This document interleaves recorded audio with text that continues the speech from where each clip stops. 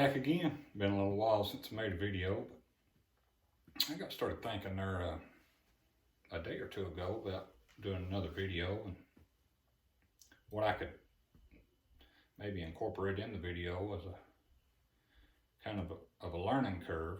But I started thinking about licks and scales and tunes and chords and the things we all practice and aspire to be better at.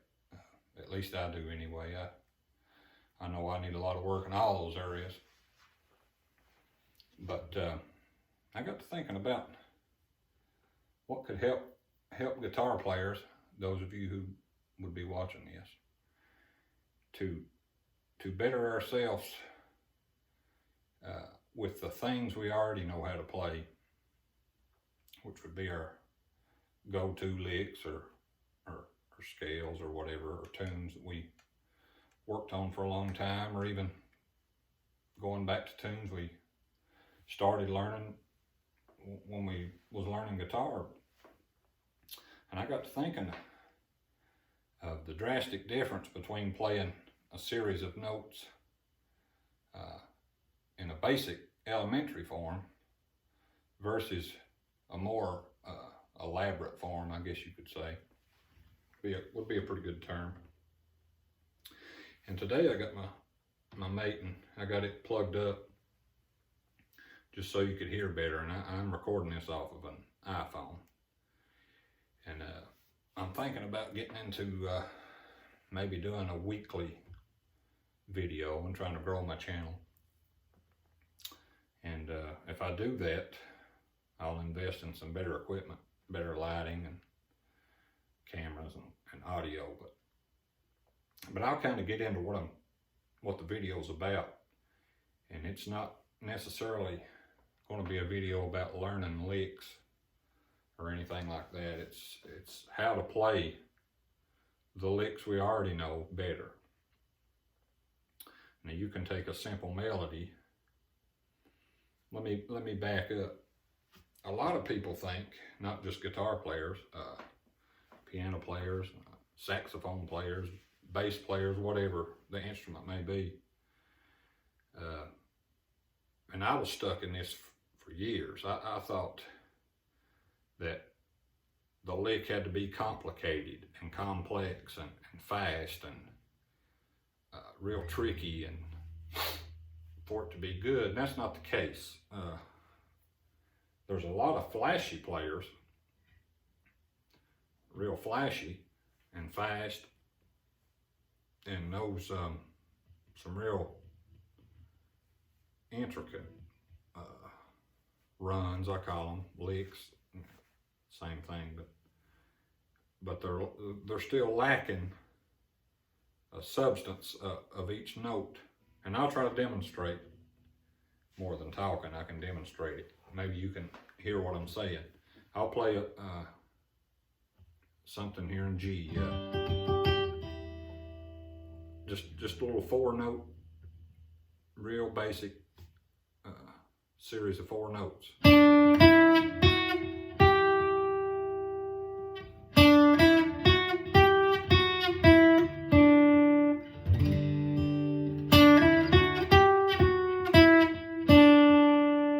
Now those 4 notes are in their most basic form. I'm playing them true, no buzzing or rattling.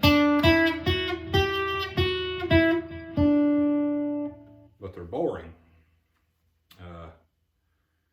Some instances would call for series of notes to sound that way,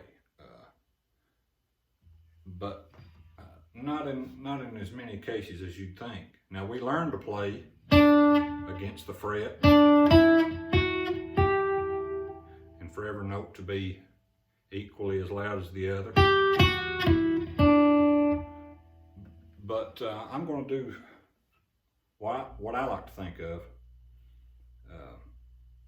is try to embellish each note, because every note you play does have some value.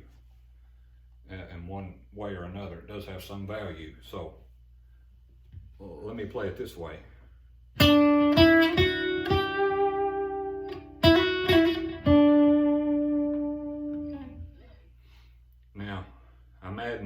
vibrato.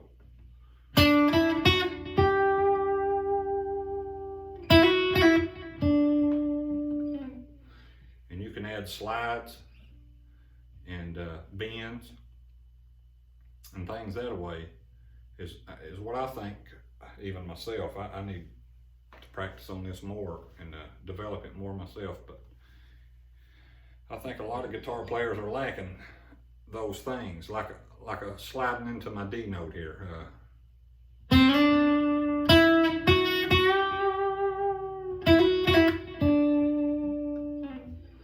Hear how I release the note? Instead of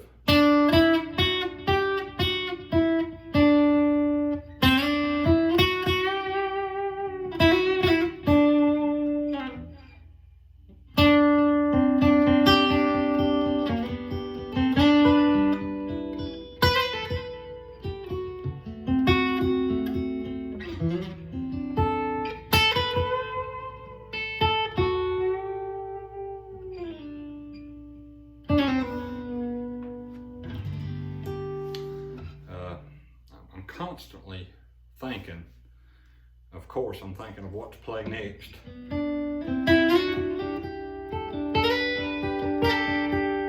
I'm always thinking what to play next. But after I've kind of figured out what notes, sequence of notes I'm going to play next, then I'm going to start thinking, how am I going to play that note? Which to me is equally as important as what I'm going to play.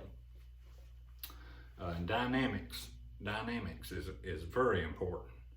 Now, if I play the G scale with no dynamics and no embellishments, just straight,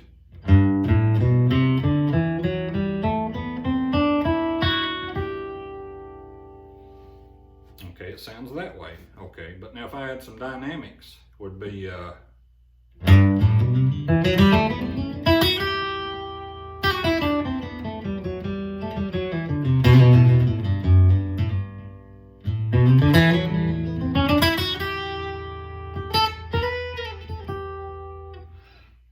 dynamics is what that is. I've heard that term all my life, but for those of you who don't know, it's just raising in volume and lowering in volume, and you can hear it fading in and out, and that creates tension.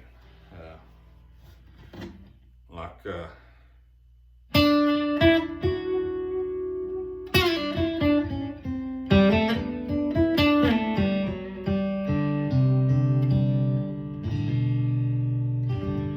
if I were to play something like Amazing Grace,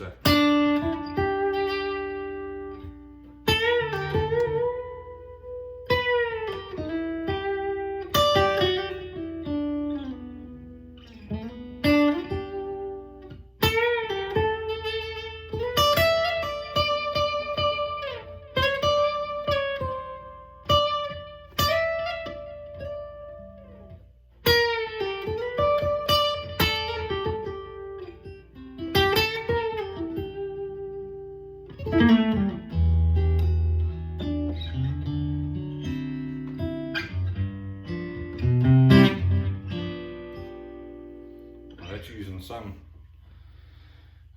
on the more basic side of embellishments and bends and things that way. Tremolo or vibrato.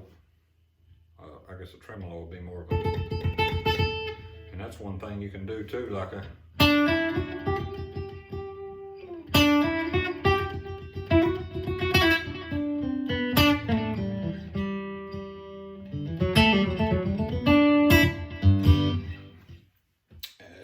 trying to think of some good examples of some guys who do that, the pros.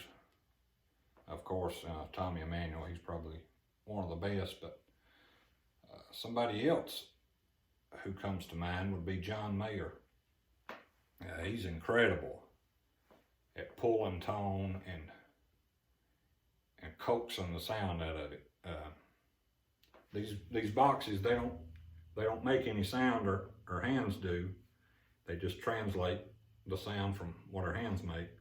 But like the song he had, Gravity, you see.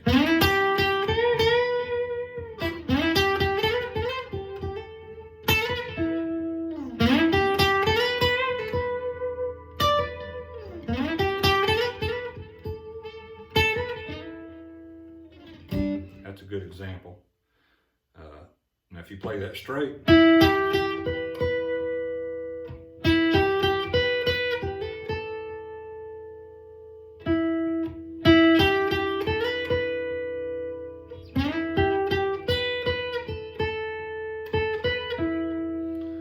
if he'd played it that way, it wouldn't have the same effect. Of course, I don't play it exactly like him. I'm just using it for an example.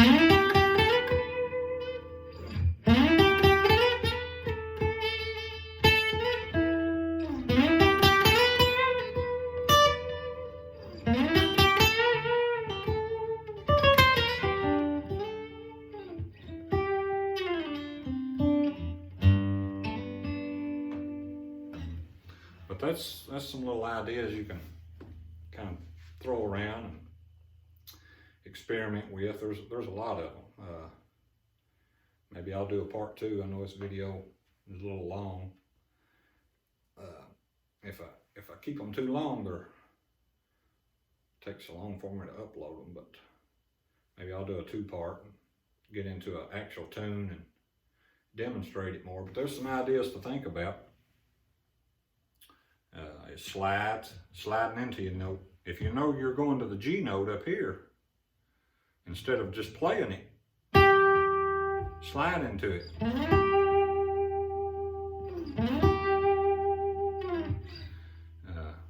These do sound like some basic things, and it's hard a lot of times as musicians to, after we've reached a certain level, whatever that level is. In my case, it'd be still a low level, but whatever that level is that you've achieved, sometimes we need to go back and break things down. It's hard.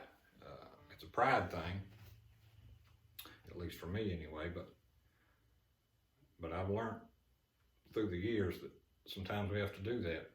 And sometimes we're around musicians who might not be on a playing level that we're on, and we may play with them and learn things from them. I know I've learned a lot of things from younger kids, you know, like how'd they do that, you know. I want to see what they did. And then sometimes you may play, you know, around people. For me, more often than not, I play around people who's, you know, better than I am, so I end up showing them things maybe. But it's hard to go back to the basics sometimes.